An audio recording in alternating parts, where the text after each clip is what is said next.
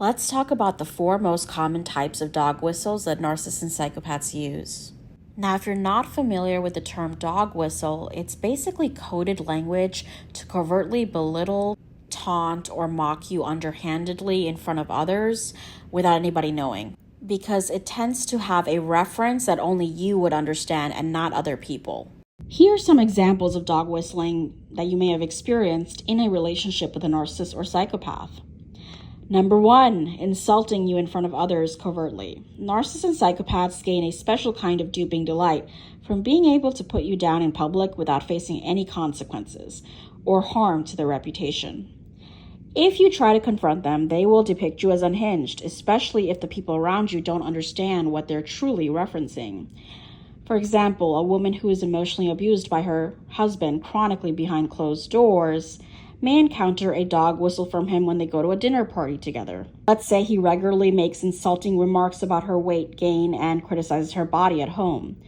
In front of others, he might make a seemingly playful and innocent remark about how many appetizers she's been eating. Their mutual friends may politely laugh, thinking it's just a joke.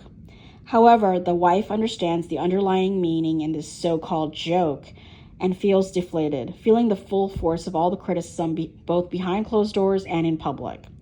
But should she dare call out her husband on his remarks, he will likely feign innocence and establish plausible deniability, pretending that she just misinterpreted his intentions and is overreacting to an innocent joke. Number 2, instilling a sense of fear. Narcissists like to keep their partners off balance, and one way they do this is by making them fear their wrath. For example, a narcissistic mother might give her son a certain look when he is playing too loudly in front of other relatives, indicating that she will physically punish him later on, as this is the same look she gives him right before she physically strikes him behind closed doors. These are all subtle ways to establish dominance over the victim without letting anyone know what they're really up to. Number 3, retraumatizing your wounds. Narcissists and psychopaths are masters of rubbing salt on your wounds. They provoke you on purpose to taunt you and feel a sense of power in observing your reactions to them. If the manipulator in your life is well aware of your triggers and traumas, use them against you in order to re-traumatize you.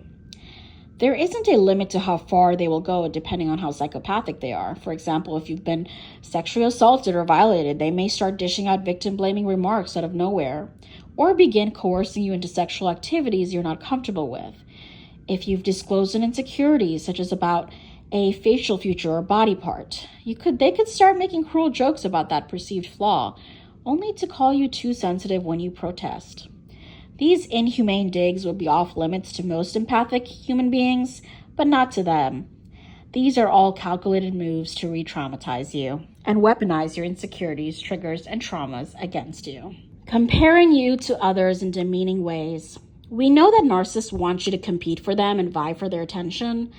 That's why they'll also use dog whistling to manufacture love triangles. They might reference an external or internal quality or ability that their exes or present romantic prospects have, so they can highlight a perceived shortcoming or flaw in you. Fabricated flaws, usually. This doesn't mean that you actually have any kind of shortcoming or that their critical comments are valid. It just means that the narcissist wants you to compare yourself to others and compete for their attention and approval. They might mention how their ex-spouse always cooked and cleaned up after them to get you to take on more domestic duties. They might call your attention to someone in public who looks a lot differently than you, making you feel like you aren't enough. Or whenever you mention an accomplishment, they might subtly change the subject to someone else's achievement entirely to deflate your joy, or even to themselves. In reality, they are likely to pull this antic when they know that they aren't enough for you, or they perceive you to be out of their league. Therefore, they need to neg you, to take you down a peg or two. Provoking you through social media. Social media isn't just an online platform.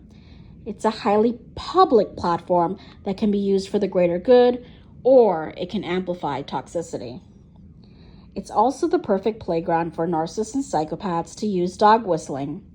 They will abuse the like, follow, comment, and direct message functions to induce jealousy in you, following inappropriate accounts, or sliding into the direct messages of other people, raging and gaslighting you if you ever call them out.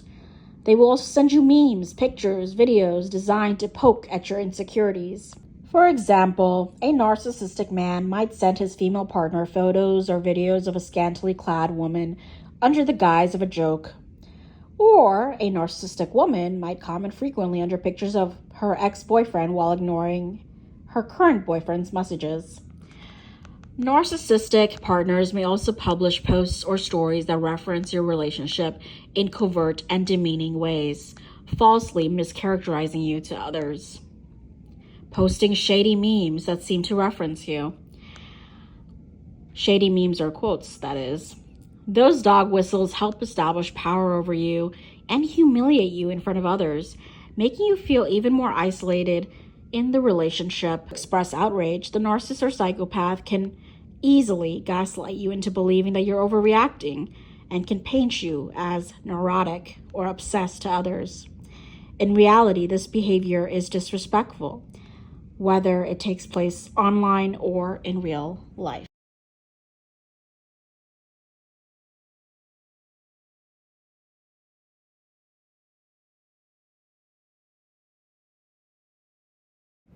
If you are looking for more in-depth information on the manipulation tactics of narcissists, the differences between narcissists and psychopaths, and the various subtypes involved, as well as how to break trauma bonds, the addictive bonds that we develop to narcissists and psychopaths, be sure to check out my book, Breaking Trauma Bonds with Narcissists and Psychopaths, available in all major bookstores, including your local Barnes & Noble and everywhere books are sold.